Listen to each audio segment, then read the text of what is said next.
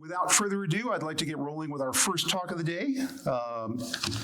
David Mullich from the ArtCenter College of Design is going to be talking to us about using user-generated content for teaching game development. I can't wait to hear what he has to say. I hope you're excited as well.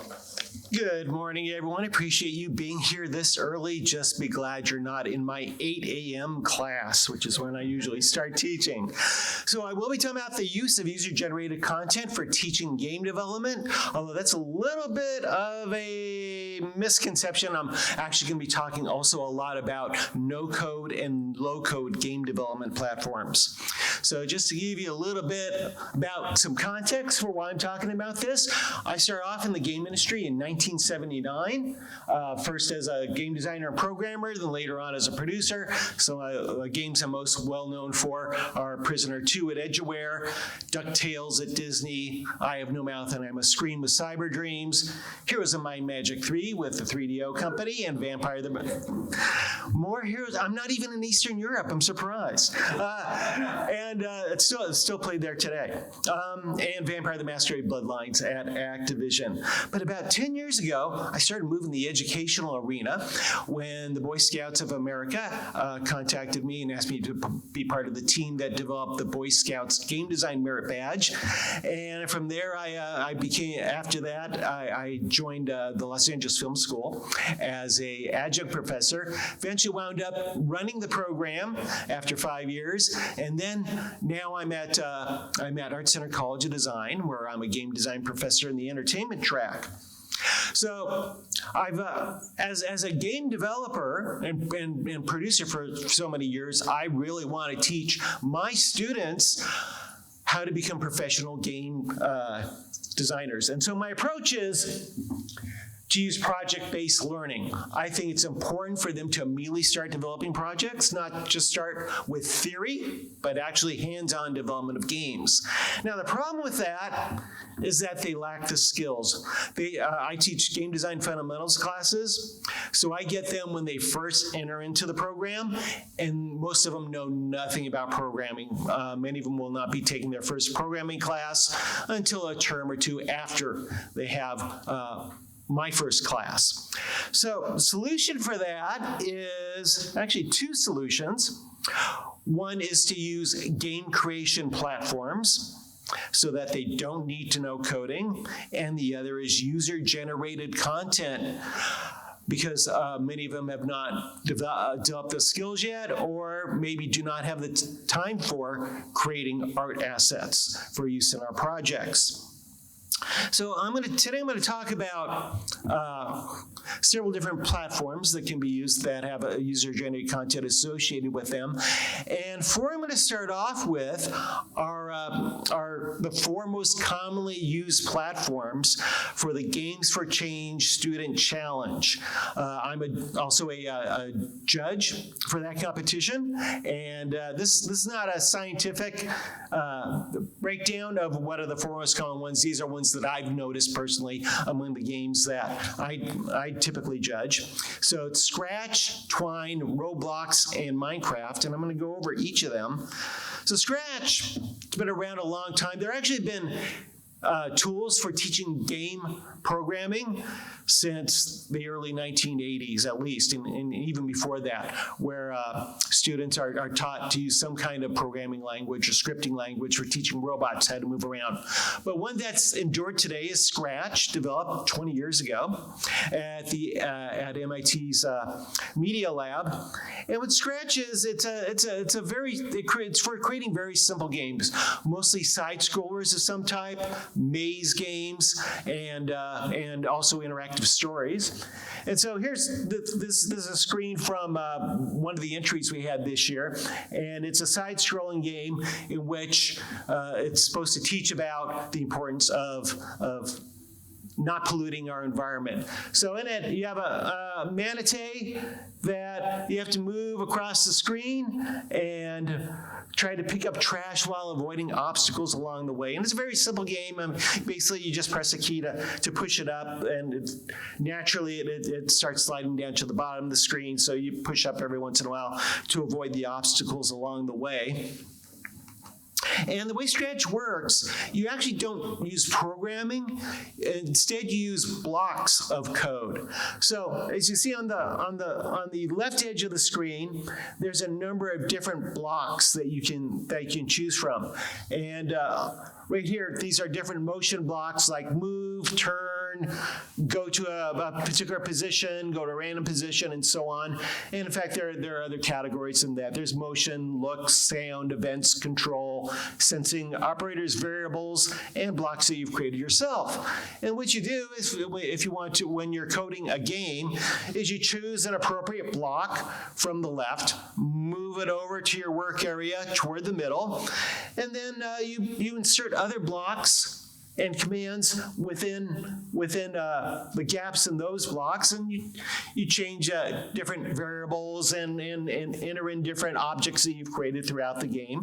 And so it basically teaches programming logic more so than actual coding.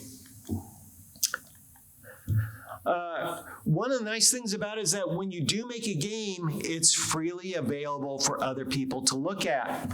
And so part of the user-generated content is at the actual game itself. So Scratch does have a website you can go to where you can look at other students' games they've made, categorized in different ways. So you can go, they're not just games, but also animations and art and stories that are told. And Scratch does provide a large library of assets created by people and submitted to the library. So that includes art, code, sound effects, and such that you can draw upon for making your own games. Another way that you can acquire asset, you can go to anyone's game and actually borrow the assets in the game. For example, this is the manatee from the game that was submitted to Games for Change. And what you can do is go into the sprite editor for it, and the sprites here are called costumes. You can go and you can grab one of the sprites and you can bring it into a container that you have for yourself called a backpack, and you can go into different other projects and grab different assets from them to use for yourself. Some of the nice things about Scratch, it's completely free to use.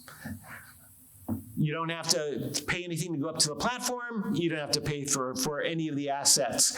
And it has a large library of assets that you can choose from.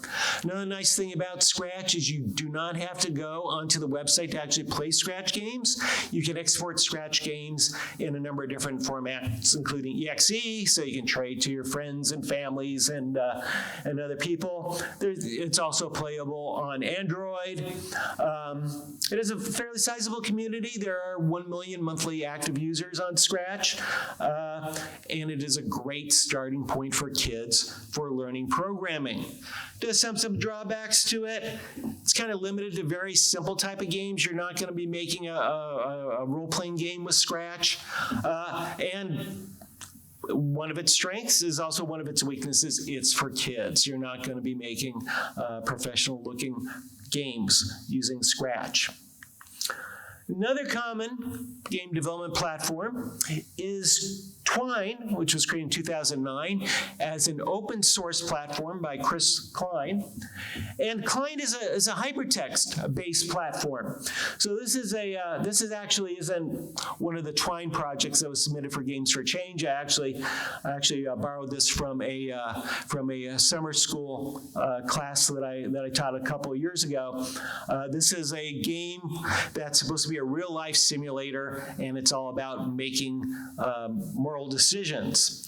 So this is apart from the game, Pudgy Man comes in, takes 12 donuts, comes to the cash register. 12 donuts are usually $6, but you know that he has $12 in his wallet.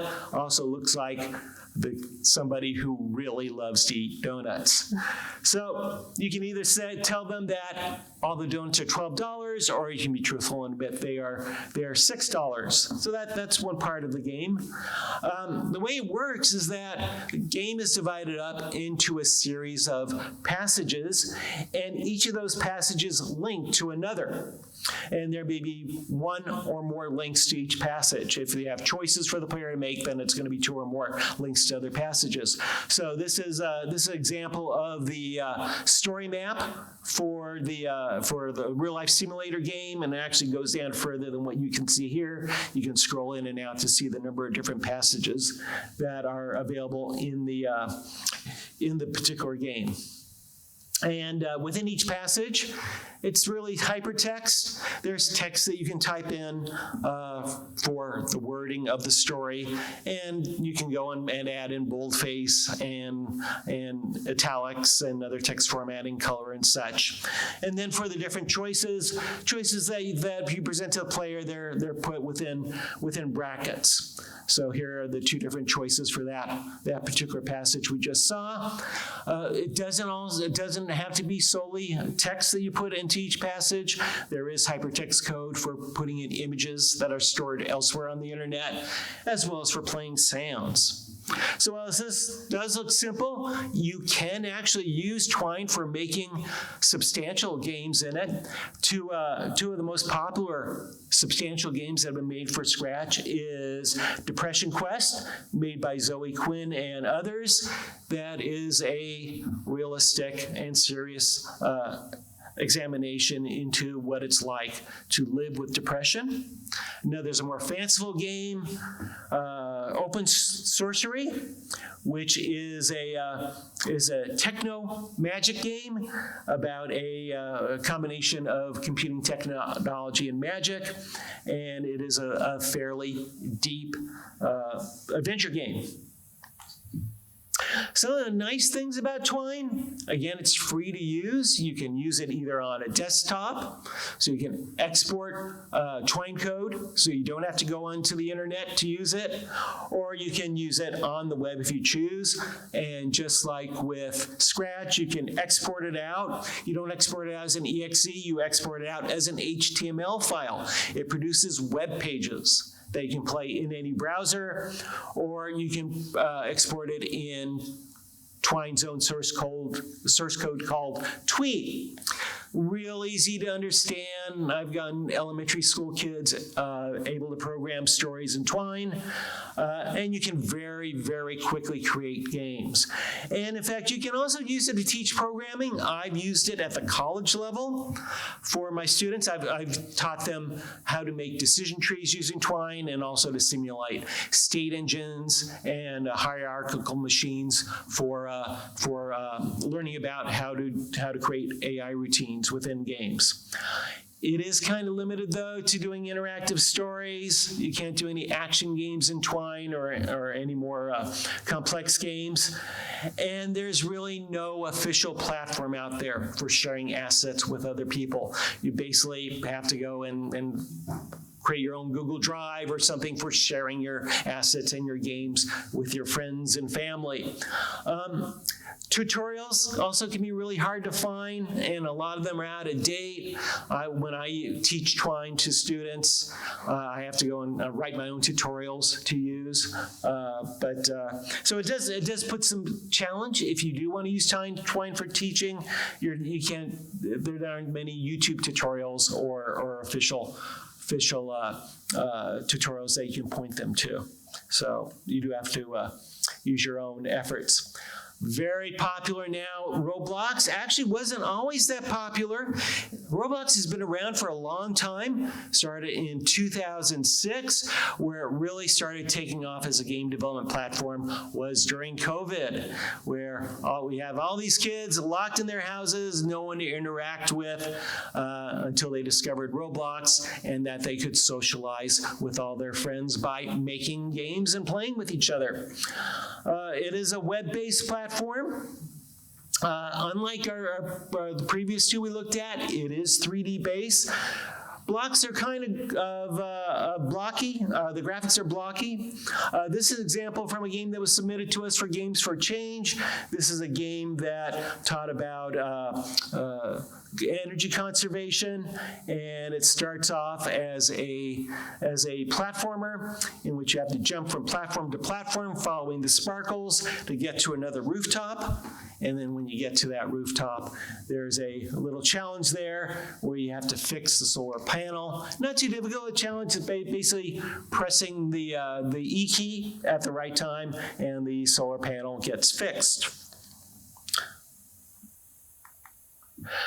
Let's see. Among the assets that come with Roblox, there are actually a lot of templates you can use for creating environments, so that you do not have to go and create all these 3D assets yourself for creating virtual worlds.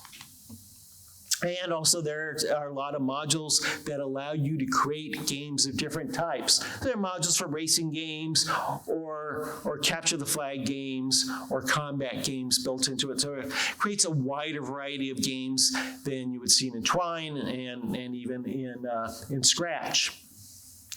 So it uses a 3D tool for constructing environments, and it's very simple to place objects within the tool.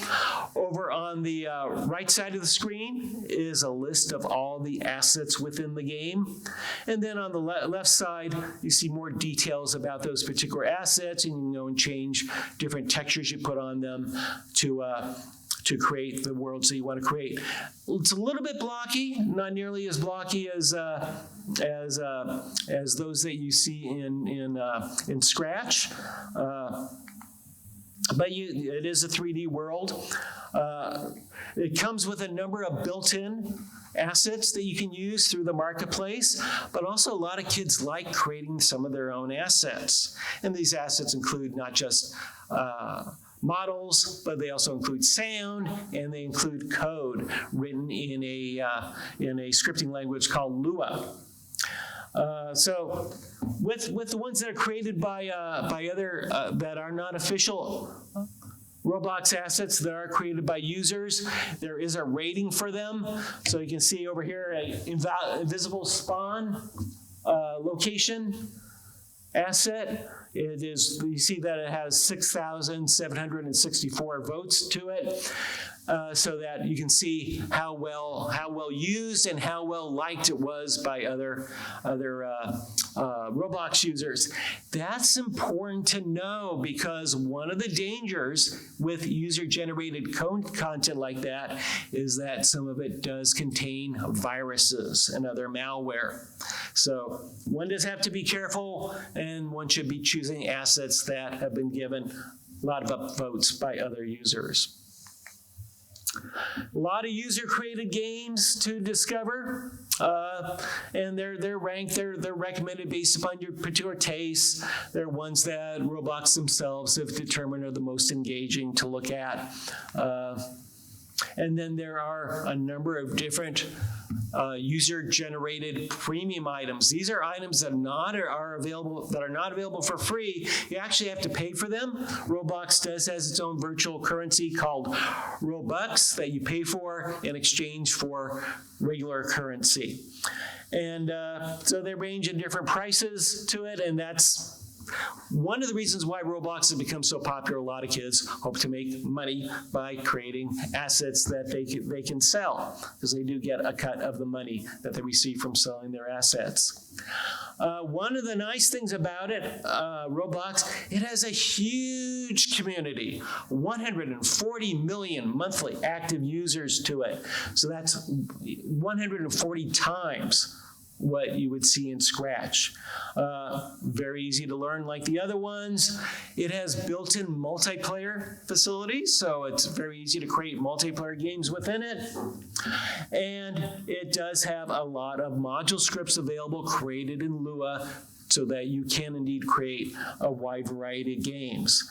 Roblox is extremely popular, very well regarded, but in looking at some of the reviews of Roblox, some of the things that it does point out is that there is some sexually explicit material on the platform. This is against Roblox policy, and they do take a lot of effort in trying to shut that stuff down and get it out, but there are so many users, it does sneak in. Also, its chat has been accused of being a little bit, as not being prohibitive enough against people chatting about inappropriate content, and in fact, there's some accusations of grooming taking place by pedophiles on Roblox. There are criticisms that the parental controls it does have is not stringent enough. But overall, it is an extremely popular platform that a lot of kids use. Another extremely popular platform that I'm sure everyone has heard of is Minecraft, created in 2011 by Mojang Studios, and it is touted as the world's most popular video game of all time. Crafting game, and just like the title of it says, that it's all about going around and mining resources that you use and craft and take those resources, craft them together to create objects within a virtual world. The Minecraft did come up with an educational addition to it, knowing how popular it was with kids. They saw the potential for it being a learning platform. So this is an example of a game that was submitted to us for Games for Change Challenge using the educational additions to it that allow the developer to go and put in educational content to the game in the form of text and various tasks that people can go on. So this particular one is Climate Savior, The Last Stand. So this is a game to teach about the importance of climate, and in this game, the player goes around into a series of villages where their water supply is threatened, and eventually turns out that the reason why they're suffering water shortages is due to a lumber company, evil lumber company, that's behind it all. So you discover this, you go out on a series of quests. So you first go out and meet a resident of a village who talks about being separated from their sister while trying to get to safety because their town is threatened by flooding. And so she'll give you the reward of a potato if you comfort her. So yeah, you can tell this is created by kids. So you go and you find the sister, and she goes and she gives you a potato that you can add to your inventory. That is if you don't eat it or drop it instead. And so from here you go and you add it to your inventory. So Minecraft is built around acquiring a lot of different inventory items that normally you would use for crafting, but in this case it's used for quest progression. Eventually you come to a civilian who tells you the flood made tons of water pockets in the village. How are we going to fix this? How can you help us? And then this will eventually lead you, after a series of other quests, to the head of the lumber company, who's hidden away in some office building. And they're part of getting to them involves pressing a button to activate a elevator that's really a teleporter, brings you down to a different part of the building. Then you can have the confrontation with the evil lumber company, but your skills of persuasion are good enough that you eventually convince them that they should be practicing conservation so that there are more trees up so they can prevent flooding from happening. But that's not all. So that Minecraft can be used for creating a number of different lessons about history, or about teaching about ecology, or teaching really about any subject. But it actually also can be used for teaching programming, thanks to one mineral that you find within the game called redstone. And what redstone does is it acts as wiring for transferring the equivalent of an electrical current. So among the tools the components that you can find and collect are torches, which if you go and move a torch, place it on the redstone, it will carry the energy from the torch through interconnected redstone like electricity going through a wire. But there are also other components you can get that should be buttons, not buttons. Buttons that you can press that will allow the energy to go through them, levers that you can use to connect two series of redstones to each other, pressure plates that when you step on creates a connection, observers that can tell if you've moved another block in front of it, tripwires when you pass through it, it creates or stops a connection. Trap chests. These are chests when you open them up. It activates the redstone. Pistons, when they receive energy from redstone, causes a mechanism that goes and can push another block.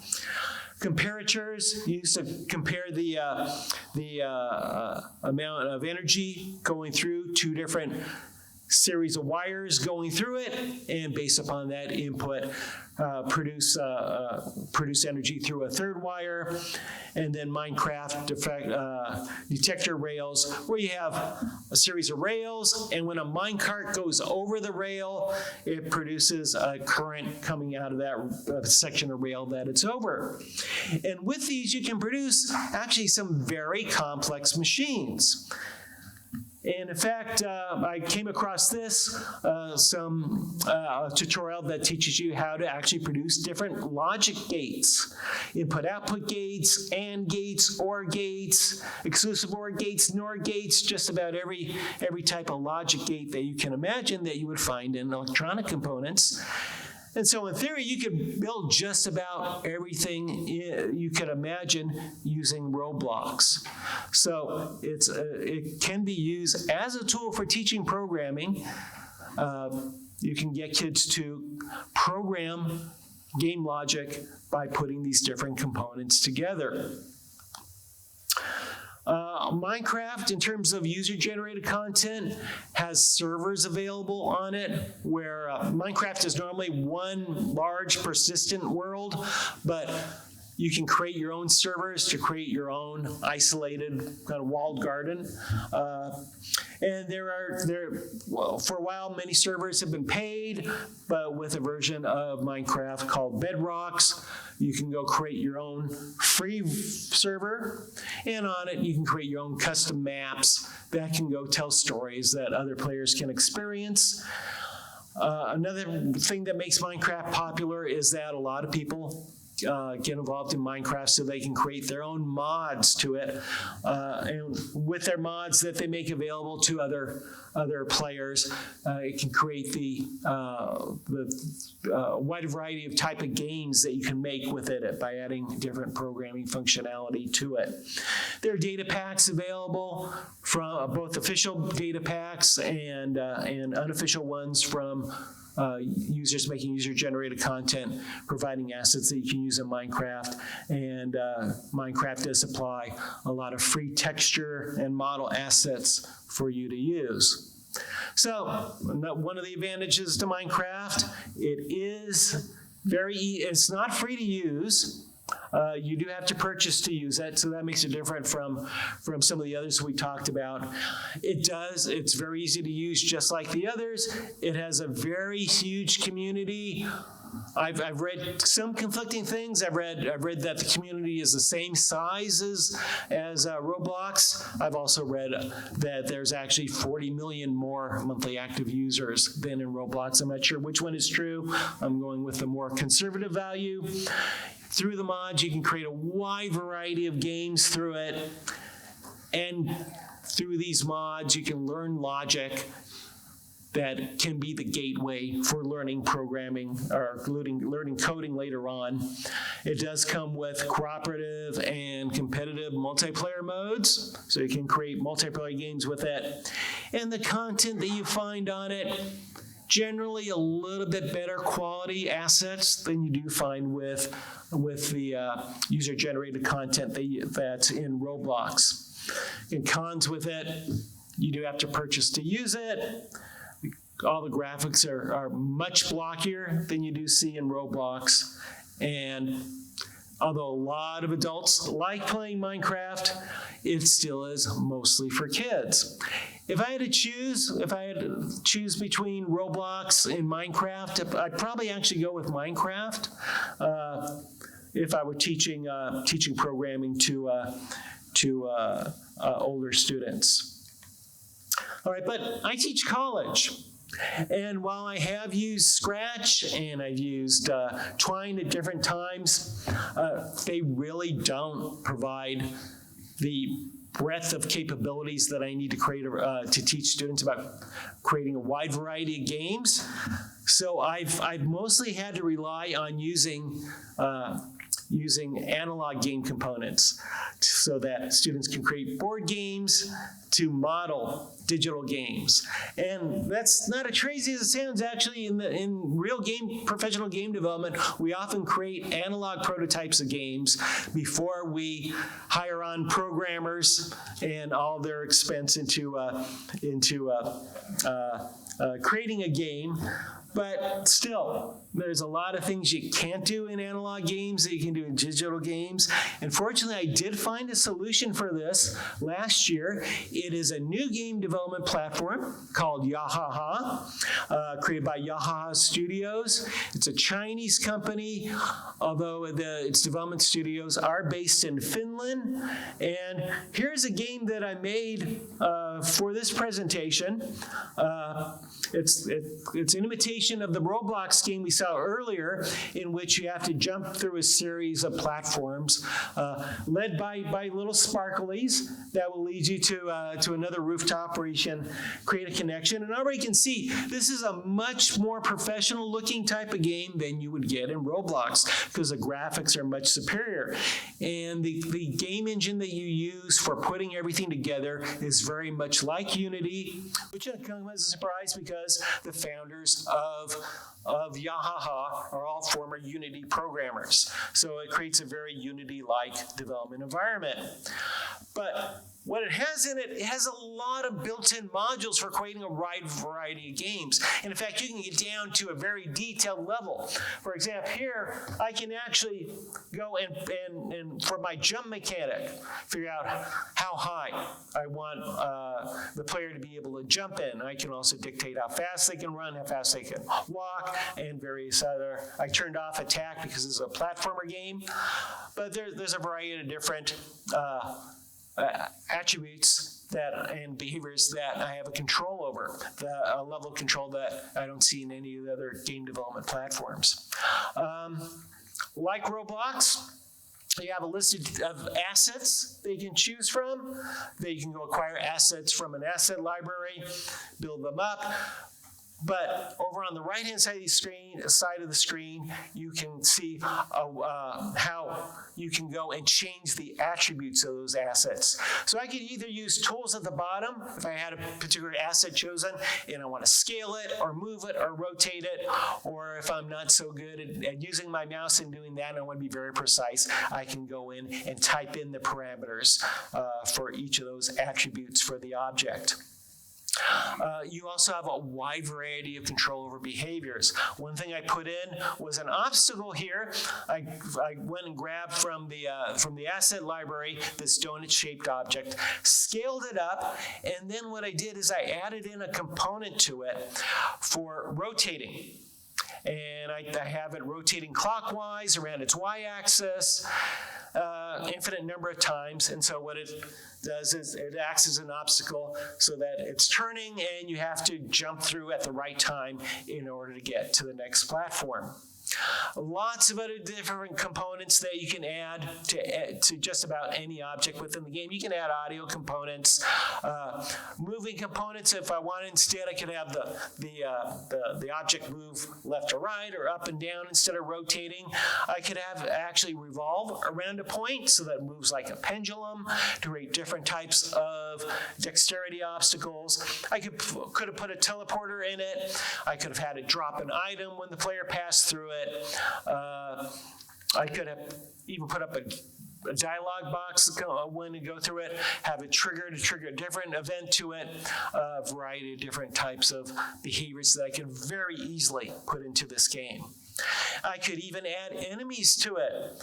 So I went and grabbed an alien object from it. I added a monster component to it, and by making a monster, I was able to add various other components to it. I was able to add a movement setting to it and set it up so that it can move around following a path. And then when the player goes in contact with it, it automatically attacks the player. So I would have needed to add in the attack option into the game for it. But this is all easy to put together. I did all this in less than an hour. So that I could be able to go and in my environment, go follow the sparklies, jump across a series of platforms, go encounter the alien, deal with the alien, fight with him, so that I could go and push the solar panel to it. But in addition to action games, you could also create adventure games, role-playing games. Here's another game I quickly made where the player comes up and he meets a non-player character. That's another module you can put in. Set up dialogue. Have you come to save our village from the dragon? And then eventually, when you get to the dragon, I set up a quest where if you go and you slay the dragon, it will drop a object that it created, an inventory item, an elixir of mana that will go and restore health points to you. It also has built-in crafting components. I could have provided the player with an alternate strategy. Instead of slaying the dragon, go out and gather different elements so they could create their own elixir of mana. So they could go out to the waterfall and fill up a vial with water, 2 vials of water, go out and collect cherry blossom branch and a pearl, put the pearl in the water and stir the branch in order to create the elixir. So this is more of the type of tool that I need at the college level. It does come with a wide variety of assets, and when I say wide variety, I mean wide variety. At this point, there are over 1 million assets available in its store, and it's still in its beta version. New assets are being created all the time.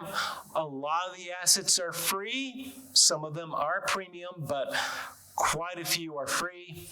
And like Roblox, in order to play other people's games, you do go to a central website for it, and they make recommendations about different types of games that you can play.